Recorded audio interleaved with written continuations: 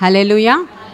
దేవుడి నామంలో కూడొచ్చిన మీ అందరికీ వందనాలు. సామెతల గ్రంథం 22వ అధ్యాయము 4వ వచనం. యెహోవా యందు భయభక్తులు కలిగి ఉండుట వినయమునకు ప్రతిఫలము, ఐశ్వర్యమును ఘనతయు జీవమును దాని వలన. వినయము వలన వచ్చేటువంటి ఆశీర్వాదాల లిస్టు అక్కడ ఉంది.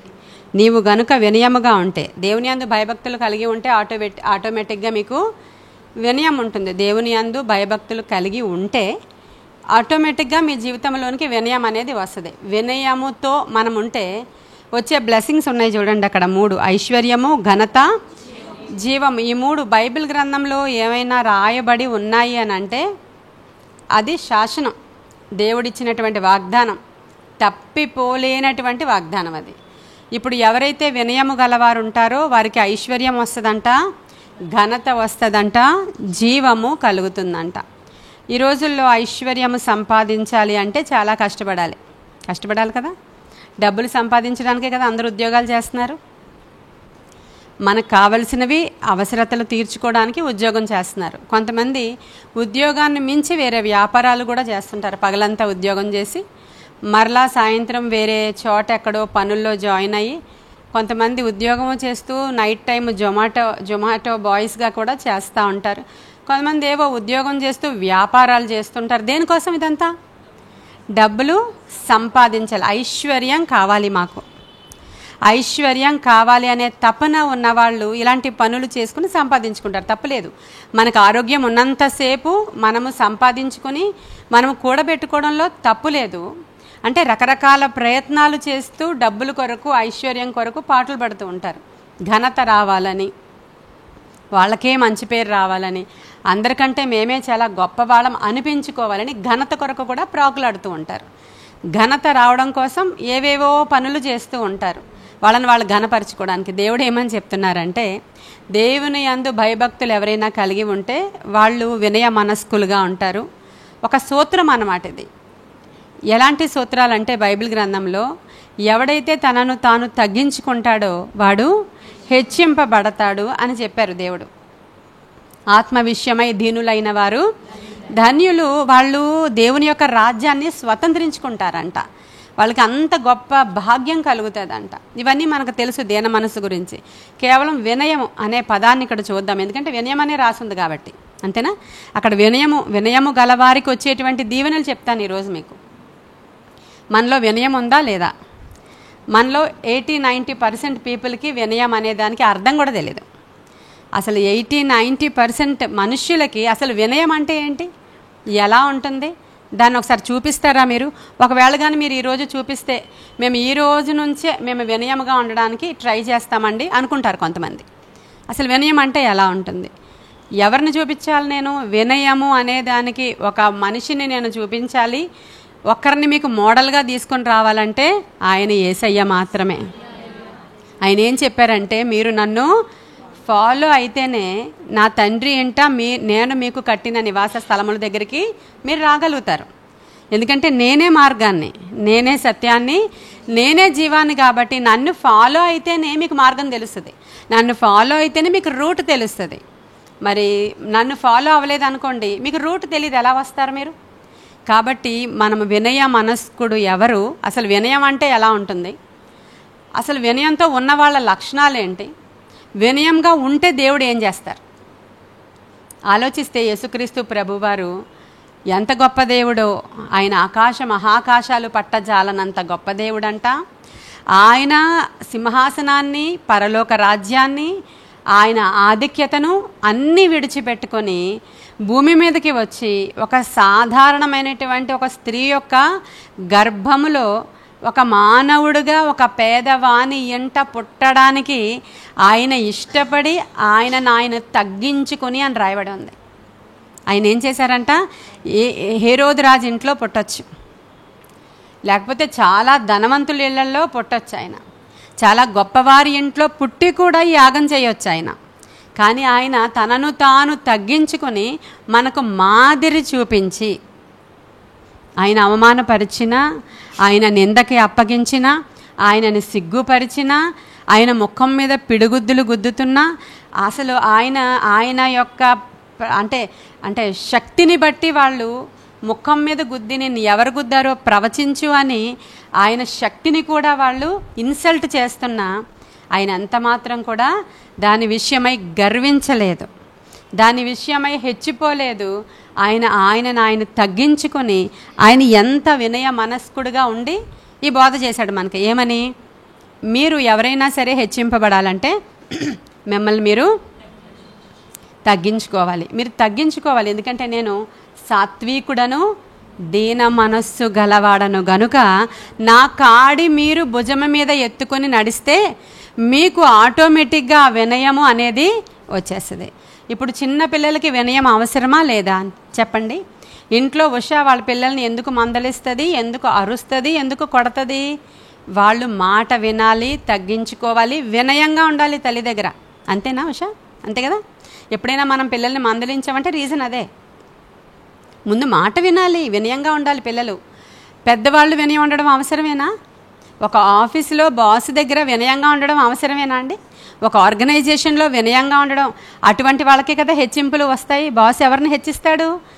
ఎవరైతే మంచిగా ఒబీడియంట్గా ఉంటారో, వాళ్ళకి లోబడి ఉంటారో, తిరుగుబాటు స్వభావం ఎవడిలో అయితే ఉండదో వానిని దృష్టిస్తుంది. గవర్నమెంట్ అయినా, లేదంటే ఒక ఆర్గనైజేషన్ అయినా, ఒక ఫ్యాక్టరీ అయినా, ఒక ఆఫీస్ అయినా, ఒక స్కూల్ అయినా, ఎవరైనా మామూలుగా ఆలోచిస్తే. కానీ ఈ రోజుల్లో సెమినార్లు కండక్ట్ చేస్తున్నారు.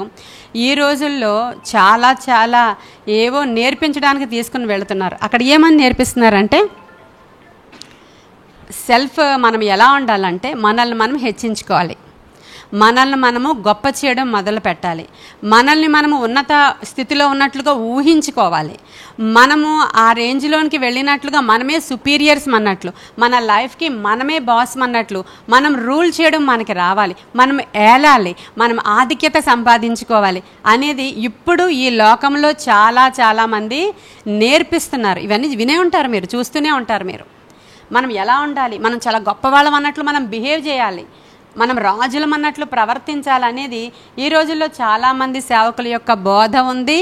ఇంకా అలా కాకుండా ఆర్గనైజేషన్ వాళ్ళు సెమినార్లు ఇంకా ఏవో అంటారు వాటిని. అలాంటి చోట్ల ఇలాగ మనల్ని మోటివేట్ చేస్తూ ఉన్నారు. యేసుక్రీస్తు ప్రభువారు ఎప్పుడు అలా చెప్పలా. ఒక అధికారి ఇంట్లో, పరిచయని ఇంట్లో భోజనానికి వెళ్ళారు. ఒక చోట వెళ్ళినప్పుడు అక్కడికి వచ్చినటువంటి కొంతమంది అగ్రపీఠాలని అధిష్ఠించడానికి ప్రయత్నం చేస్తున్నారు. అక్కడ దేవుడు ఒక మెసేజ్ చెప్తున్నాడు, మీరు అగ్రపీఠాలను అధిష్ఠించడానికి ప్రయత్నం చెయ్యొద్దు. ఎందుకంటే అని ఒక ఉపమానం చెప్పాడు ఆయన. ఏ ఉపమానం చెప్పాడంటే, ఎప్పుడైనా నీవు ఒక పెళ్ళికి వెళితే, ఒక విందుకు వెళితే, నువ్వు వెళ్ళిపోయి ఏర్పరచబడినటువంటి సీట్లలో ముందు కూర్చుండిపోవద్దు. ఎందుకని? అది ఏదో ఒక పెద్ద అధికారి కోసం నిర్ణయించిన సీట్ అయి ఉండొచ్చు. అది నువ్వు వెనకాల వెళ్ళి కూర్చో, అప్పుడు నీ స్నేహితుడు వస్తాడు. ఒకవేళ నిన్ను కూడా ఆ లిస్టులో వేసి ఉండుంటే, స్నేహితుడా వెనకాల ఉండిపోయావేంటి, ఎదరగరా అని పిలుస్తాడు. ఒకవేళ నీ కోసం కేటాయించింది అది కాదు, నీకంటే పెద్ద ఆఫీసర్స్ కోసం కేటాయించిన సీట్ అయితే దయచేసి నువ్వు లేచి వెళ్ళి అక్కడికి వెళ్ళవా, ఇది వేరే వాళ్ళ కోసం కేటాయించిందని చెప్పినప్పుడు నీవు వారిలో సిగ్గుపడతావు అన్నాడు ఆయన. కాబట్టి ఎప్పుడు కూడా అగ్రపీఠాలని నీవు అధిష్ఠించొద్దు. నీవు వినయము గలవాడిగా, దీన మనస్సు గలవాడిగా ఉంటే నేను నీకు ఘనతనిస్తాను అన్నాడు ఆయన. ఇంకెప్పుడండి ఘనతనిచ్చేది? ఎప్పుడు తగ్గించుకొని మనం ఇంకా దీనులం అన్నట్లు, ఏమీ లేని వాళ్ళం అన్నట్లు, మేము చాలా తక్కువ అన్నట్లు మేము అలా ఉంటే మరి ఇంకెప్పుడు మనకు ఘనతను వస్తుంది అని అడగొచ్చు. చాలామంది ఇలా కూడా అడుగుతారు.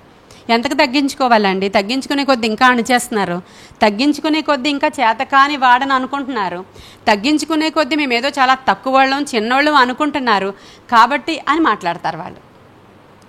లోకం ఎలా అనుకుంటుంది అనేది ముఖ్యం కాదు, దేవుడు నిన్ను ఎలా ఉండమన్నాడు అనేది చాలా ముఖ్యం.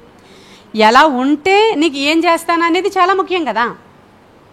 వినయము కలిగి నీవు ఉంటే నీకు ఐశ్వర్యం ఇస్తాను అన్నాడు దేవుడు. ఐశ్వర్యము వస్తే ఏమవుతుంది? మీకు లోకంలో కొన్ని నానుడులు ఉంటాయి, కొన్ని మాట తీరులు ఉంటాయి. ఐశ్వర్యము నీ దగ్గరికి వస్తే సుబ్బిగాడు కాస్త ఏమవుతాడంట, సుబ్బారావు గారు అవుతారంట. మీకు అర్థమవుతుందా? ఐశ్వర్యం నీ దగ్గరికి వస్తే వాడి పేరు సుబ్బిగాడు ఒకప్పుడు, డబ్బులు లేనప్పుడు. ఇప్పుడు చాలా ఐశ్వర్యం అతనికి వచ్చింది. అయితే దేవుడిచ్చేటువంటి ఐశ్వర్యం వేరు, ఈ లోకం ఇచ్చేటువంటి ఐశ్వర్యము వేరు. దేవుడిచ్చేటువంటి ఐశ్వర్యము ఎన్నటెన్నటికీ మన దగ్గర నిలిచి ఉంటుంది. దానికి ఉదాహరణ ఒక అబ్రహాము, ఒక ఇస్సాకు, ఒక యాకోబు, ఒక యోసేపు, మీ ఒక దానియేలు, వీళ్ళందరినీ మీరు తీసుకోండి. ఒక యోబు, ఒకవేళ పరీక్ష పెట్టినా శాశ్వతమైనటువంటి ఐశ్వర్యంతో నింపేవాడు దేవుడు. ఆయన ఇచ్చిన ఐశ్వర్యవంతులు ఎప్పుడు కూడా మరలా ఫెయిల్యూర్ అయ్యారనేది బైబిల్లో లేదు. ఎస్తేరుని ఒకసారి పిలిచి రాణిగా పెడితే రాజు దగ్గరికి వెళ్ళడానికి కూడా నాకు భయం, మళ్ళీ రాణిగా ఉంచుతాడో చంపేస్తాడో తెలీదు అంటే, అయినా సరే ఆవిడ ధైర్యం చేసి ఉపవసించి రాజు దగ్గరికి వెళ్ళినప్పుడు అంతకంటే అధికమైన ఘనత ఇచ్చాడు. హల్లెలూయా. అప్పటికి 120 సంస్థానాలకి రాణి అయినప్పటికీ ఇంకా తరువాత ఈ యొక్క ఆధిక్యత జరిగి ఆ యొక్క హామానుని చంపేసిన తర్వాత ఇంకా పెద్ద రాజ్యాలకు ఆవిడ రాణి అయిపోయింది. తన యొక్క అన్న కూడా ఎవరైతే హామాను ఉన్నాడో వాడి ప్లేస్ని రీప్లేస్ చేస్తూ ఇంకా అధికంగా ప్రధానమంత్రి స్థానానికి సంపాదించేసుకున్నాడు. ఇప్పుడు ఆవిడ ఘనత, ఆవిడ ఎంత గొప్పది. ఇప్పుడు దేవుడు కానీ హెచ్చిస్తే ఆ ఐశ్వర్య ఘనతలు ఎన్నటికీ నీకు నాకు నిలబడి ఉంటాయి. అంతవరకు వినయం తెచ్చుకోవడానికి ఎంత కష్టం అంటే మనకి ఈరోజు సామెతల గ్రంథము చాలా దగ్గరగా ఉంటుంది మనకి. సామెతల గ్రంథం చదువుతూ ఉంటే అది చాలా మనతో మాట్లాడుతూ ఉంటుంది. మనం నేర్చుకోవాలే కానీ ఒక్క మాట, నువ్వు సామెతల గ్రంథం 31 రోజులు అది చదివి తర్వాత వేరేది చదవండి అని నేను చెప్పాను లాస్ట్ ఇయర్ మీకు. చదువుతూ ఉన్నట్లయితే సామెతల గ్రంథం యొక్క జ్ఞానము మనలో పనిచేస్తుంది. ఎవరైతే వినయ మనస్కులు ఉంటారో వాళ్ళ దగ్గర జ్ఞానం ఉంటుందంట. చదువుదామా? 29 సామెతల గ్రంథం 23. ఎవని గర్వము వానిని తగ్గించును, వినయ మనస్కుడు ఘనత నొందును. అలాగే సామెతలు 11:2 అండి. అహంకారము వెంబడి అవమానము వచ్చును, వినయము గలవారి యొద్ద ఏముందంట? వినయము గలవారి దగ్గర నిజమేనా? ఉంటుందా జ్ఞానం? జ్ఞానం అంటే ఎవరు? దేవుడే. జ్ఞానం అంటే దేవుడే. వినయము గలవారి దగ్గర నాకు జ్ఞానం లేదు, ఎప్పుడు ఎలా మాట్లాడాలో తెలీదు, ఏం మాట్లాడేస్తానో నాకు తెలీదు, నేను ఇంకా చిన్నపిల్ల లాంటి దాన్ని అంటుంటారు 100 సంవత్సరాలు వచ్చినా. ఏంటి మరి చెప్పండి ఒకసారి. వినయము గల వారి దగ్గర ఏముంటుందంట? జ్ఞానము ఉంటుందంట. ఈ జ్ఞానము యోసేపు దగ్గర ఉందంట, ఈ జ్ఞానము దానియేలు దగ్గర ఉందంట. వారిద్దరూ కూడా ఆయా రాజులకు వచ్చినటువంటి కళల యొక్క అర్థాన్ని చెప్పే జ్ఞానం కలిగి ఉన్నారంట. ఆ జ్ఞానము వారిని హెచ్చించిందంట. హల్లెలూయా. వినయము గలవారు గనుక వారి దగ్గర జ్ఞానం ఉంది. ఎలాంటి జ్ఞానం అంటే రాజుకొచ్చిన కళ అర్థం కూడా చెప్పేసే జ్ఞానం ఒక ఆయనది. ఇంకొక ఆయనకి రాజుకొచ్చిన ఆ కళ తర్వాత రాజ్యానికి ఏ విధమైనటువంటి పనులు చేయాలి, ఎలా గోడౌన్స్ కట్టాలి, ఎలా పంట పండించాలి, ఎలా సేవ్ చేయాలి, ఎలా ఇతర రాజ్యాల వాళ్ళు వచ్చినప్పుడు పంచిపెట్టాలి, వాళ్ళ దగ్గర నుంచి ఆ ధాన్యం ఎలా కొనుగోలు చేయాలి, మొత్తం అన్నీ. ఏమి జ్ఞానం అండి అది? రాజుకి లేనటువంటి జ్ఞానం. జస్ట్ కళ అర్థం చెప్పేసి ఊరుకుంటే పర్లేదు. కళ అర్థం చెప్పావు బాగుంది, కానీ 7 సంవత్సరాలు పంట పండితే దాన్ని స్టోర్ చేయడం ఎలాగో నాకు తెలియదు అన్నాడు రాజు. మరలా 7 సంవత్సరాలు కరువు కాలంలో దీన్ని ఖర్చు పెట్టడం ఎలాగో నాకు తెలియదు, నువ్వే చూసుకో అన్నాడు. ఈయనకి ఎలా తెలుసండి? అప్పటి వరకు ఈయన ఏమైనా MBA చేసి వచ్చాడా? బిజినెస్ ఏమైనా చదివొచ్చాడా? ఏం చేశాడండి ఆయన? వినయము. హల్లెలూయా. వినయము గల వారి యొద్ద ఏముంది? జ్ఞానం. ఈరోజు ఈ వాక్యం వింటున్న చిన్నపిల్లలు అవ్వచ్చు, యవ్వనస్తులు అవ్వచ్చు, నాకు వినయం కావాలి అని తగులబడి దేవుడి దగ్గర కూర్చుని అడగాలి. ఎందుకంటే బేసికల్గా మనం గర్విష్టి వాళ్ళం. ఎందుకంటే ఈ లోకంలో పనిచేస్తున్నది వాడే, ఈ లోకాధికారి పనిచేస్తున్నాడు, వాడి లక్షణాలే మనకు ఉంటాయి. వాడు గర్విష్టి కదా, వాడు చాలా గర్విష్టి. అసలు ఎంత గర్విష్టి అంటే వాడు లేనిది కూడా చెప్పుకుంటూ ఉంటాడు. కొన్ని రోజుల్లో సింహాసనం నాదే అని చెప్పుకొని తిరిగాడు. వాడికి ఉందా అది? లేదు. కానీ వాడు ఏమనుకుంటున్నాడు హృదయంలో? నాకేం తక్కువని, అసలు నాకు దేవుడి కంటే ఏమి రావని విద్యలు, దేవుడితో నేను సమానునిగా చేసుకుంటే ఏం పోయింది? ఆ సింహాసనం నాకు తెలియదా? ఈ ప్లేసులు నాకు తెలియవా? ఆయనకి నాకు పెద్ద వేరియేషన్ ఏముంది? నేను ఆ రేంజ్లో లేనా అని అనుకుంటున్నాడంట ఆయన. చాలామంది ఈ లోకంలో మనల్ని ఇంట్రడ్యూస్ చేసుకోనేటప్పుడు మనకేముంది అంటే మన తాతలు ఎప్పుడో ఉన్నటువంటివి చెప్పుకుంటూ ఉంటాం. ఎందుకని? తగ్గించుకోవడం ఇష్టం లేక. ప్రస్తుతం ఏముందో చెప్పుకోండి. ప్రస్తుతం నీ ఉద్యోగం ఏంటి అంటే దానికి డబల్ త్రిబుల్ చెప్పుకుంటూ ఉంటాం. మా హస్బెండ్ సో అండ్ సో, ఇది క్యాడర్, అది క్యాడర్, అది డిపార్ట్మెంట్, ఇది డిపార్ట్మెంట్. నీ జీతానికి త్రిబుల్ చెప్తా ఉంటారు. నిజం. ఎందుకు అంటే వినయంగా ఉండడం, తగ్గించుకోవడం అనేది మనకి ఇష్టం లేదు. మనకు అసలు ఇష్టం లేదు. మనుషుడికి అసలు ఇష్టం లేదు. ఏదైనా మన గురించి గొప్పే చెప్పుకోవాలి, లేకపోతే మనం ఉండలేం. నిజమే? అబద్ధాలు చెప్తున్నానా నేను? సత్యమేనా మనం మాట్లాడుకుంటున్నాం? ఎవరో ఒకరు అలా చెప్పుకుంటూ ఉంటారు, ఏం లేదండి ఏదో చిన్న జాబ్ చేస్తున్నా, ఓకే అలా గడుస్తుంది అని. మరీ అసలు బోల్డ్ డబ్బులు ఉన్న వాళ్ళు కూడా ఇలా తగ్గించుకుంటూ ఉంటారు, అది వేరే సంగతి. అంటే ఎవరైనా అడిగేస్తారేమో అని భయం, అది వేరే సంగతి. అది కపట నటన, రెండు వద్దు. నీవు ఉన్న స్థితిలో నీవు నేర్చుకోమంటున్నాడు దేవుడు, తగ్గించుకోమంటున్నాడు దేవుడు. వినయ మనస్సు కలిగిన వాళ్ళమై మనం ఉండాలి. ఎన్ని లాభాలంటే వినయం కలిగిన మనసు మనం కలిగి ఉంటేనంట రాబోయే ఉగ్రత దినమందంట ఆ ఉగ్రతలో నుంచి దేవుడు మనల్ని తప్పిస్తాడంట అండి. జఫన్యా గ్రంథం తెరవండి వీలైతే. జఫన్యా 2వ అధ్యాయము 3వ వచనంలో, యెహోవాని వెదికితే వాళ్ళు వినయము గలవారై నీతిని అనుసరించిన ఎడల ఒకవేళ ఆయన ఉగ్రత దినమున మీరు దాచబడుదురు అని రాయబడి ఉంది. హల్లెలూయా. మీరు దేవుణ్ణి వెదికి వినయము గలవారైతే మీకు ఏం జరుగుతుందట? ఉగ్రత దినమందు, ఉగ్రత దినం వస్తుంది. అప్పుడు ఎవడు గర్విష్టివాడో, ఎవడు వాడిని హెచ్చించుకున్నవాడో, ఎవడు మరి వాడు అహంకారమో, ఇవన్నీ తేలిపోతాయి ఆ దినాన. అప్పుడు ఉగ్రత దినమందట మిమ్మల్ని ఆయన తప్పించేస్తాడట. హల్లెలూయా. ఎవరిని? వినయ మనస్కులను సుమా, వినయ మనస్సు ఉన్న వాళ్ళని. నేను గొప్ప, నేను కాకపోతే ఇక్కడ ఎవ్వరూ లేరు, నేను కాకపోతే అసలు ఈ ఆఫీసుని రన్ చేసేవాళ్ళే లేరు, ఒకప్పుడు నేను చేయకపోతే అసలు ఈ ఆర్గనైజేషనే లేదు, ఈ మాటలన్నీ పలికిన వాళ్ళు ఈరోజు నేలన బోర్లా పడి ఉన్నారు, నేలన బోర్లా పడి ఉన్నారు. అలా కాకుండా నాది ఏమీ లేదండి, దేవుని యొక్క ఉచితమైన కృప. ఎందుకు? మన మాటల్లోనే తెలిసిపోద్ది. ఇందాకే చెప్పాను నేను, మన గురించి ఏమైనా చెప్పుకోవలసి వస్తే అసలు తక్కువ రేంజ్లో చెప్పుకునేదే లేదు. అంత భయంకరమైనటువంటి గర్విష్ఠులము. మనం ఉన్నదానికంటే అధికంగా హెచ్చించుకుంటూ ఉంటాం అనేక సందర్భాల్లో.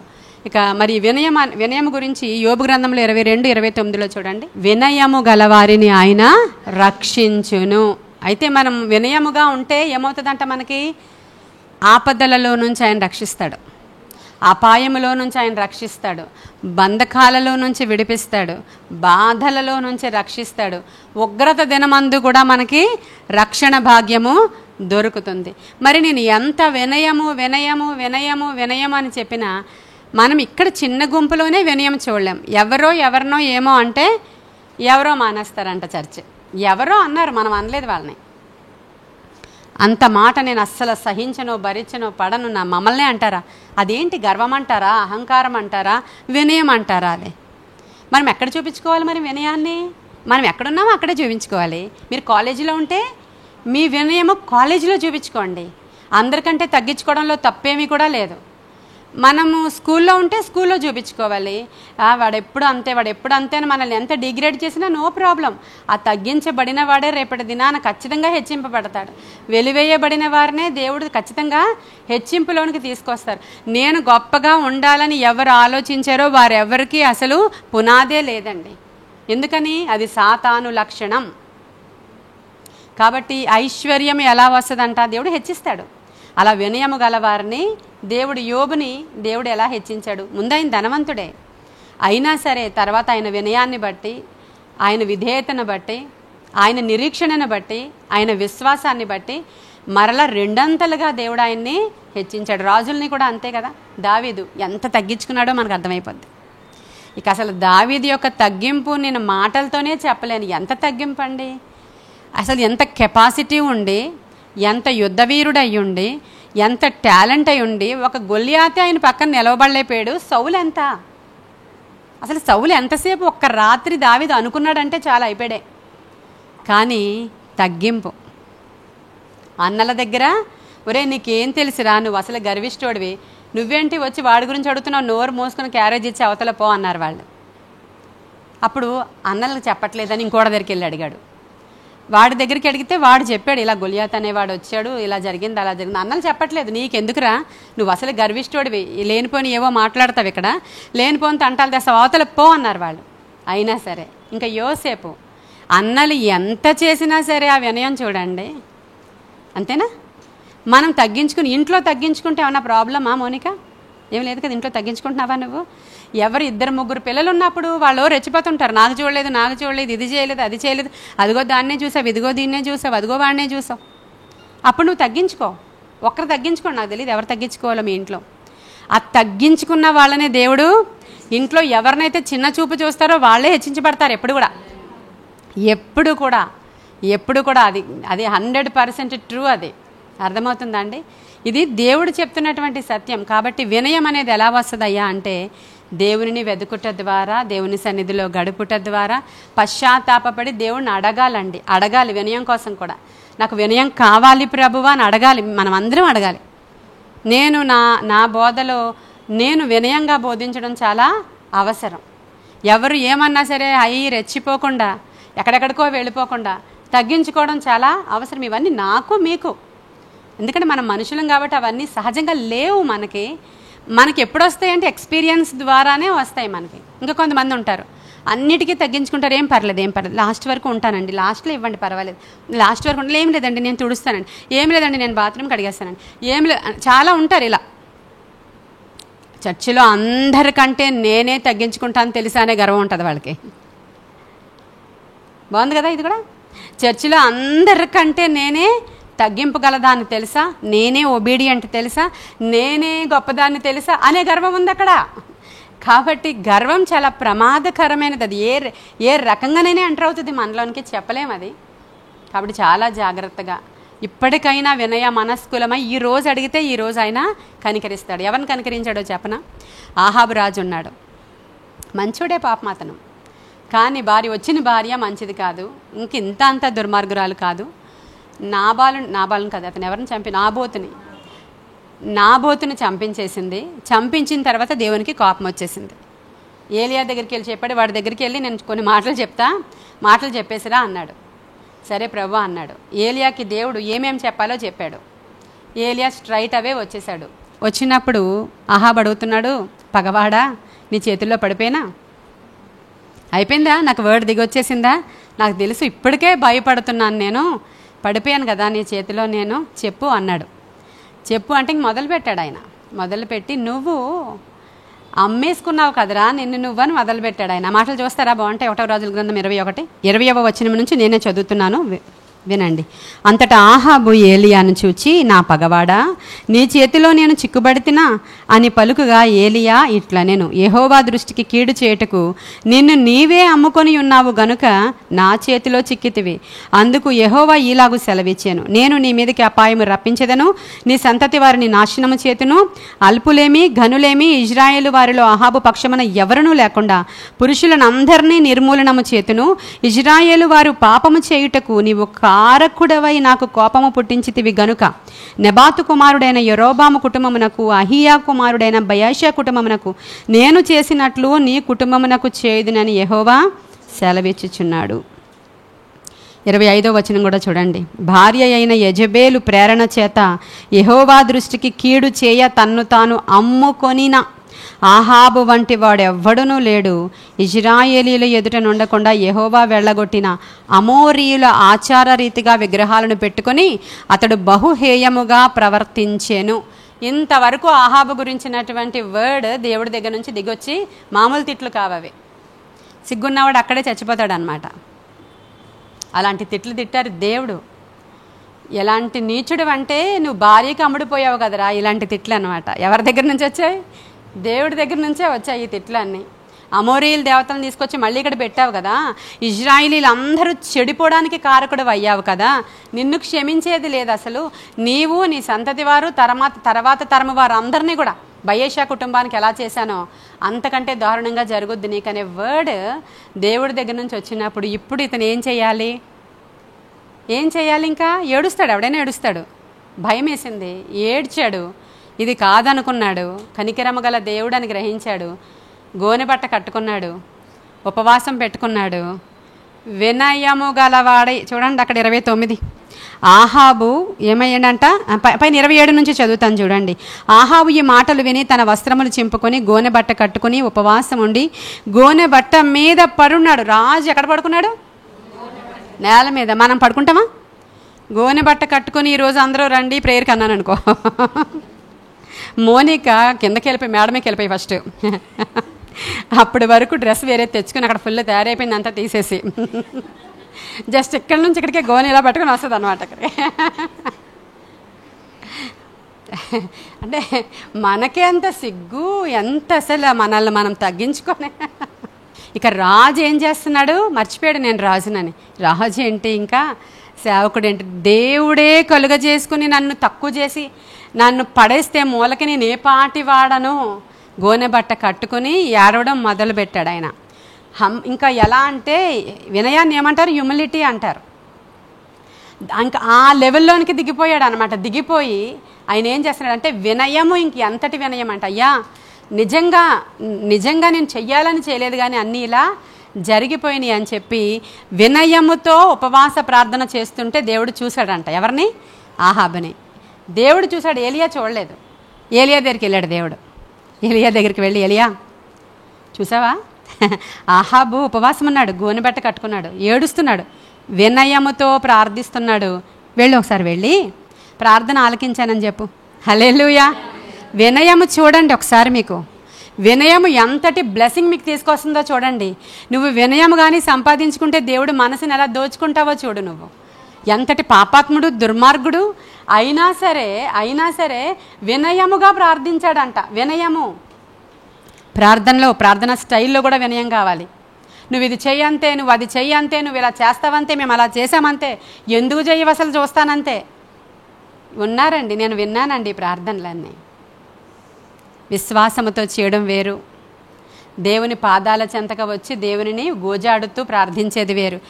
విశ్వాసముతో ప్రార్థన చేసేది అన్నీ తెలుసు ఆయనకి.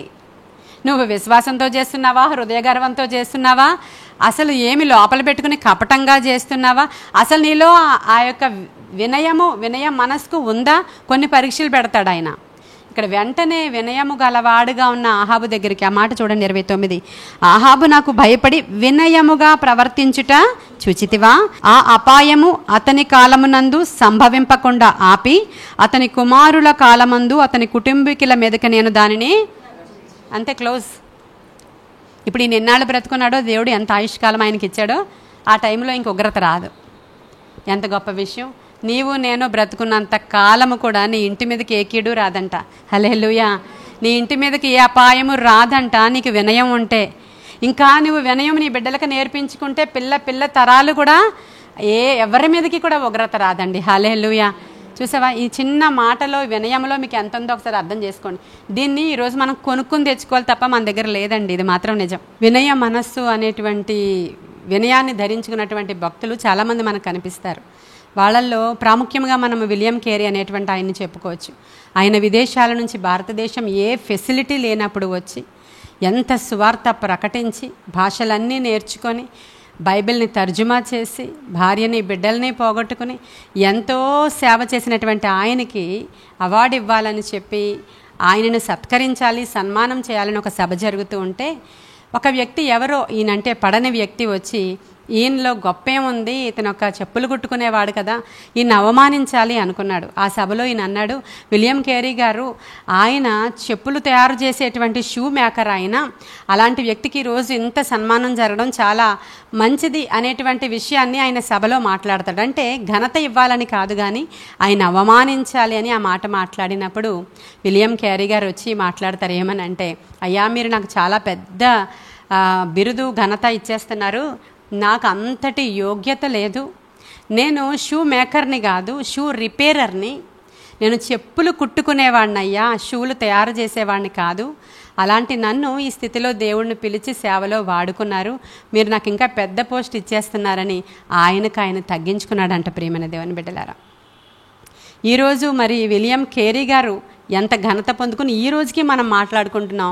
ఎవరైతే ఆయన అవమానించాలని చూసారో ఆయన లేరు కదా, ఆయన ఎవరో కూడా తెలియదు కదా, అసలు అతను ఎవరో ఎందుకన్నాడో కూడా తెలియదు. అలా ఎవరమైతే వినయము కలిగిన వారం ఉంటామో చిరకాలము జ్ఞాపకం ఉండిపోయే ఘనత ఇస్తాడు వారికి దేవుడు.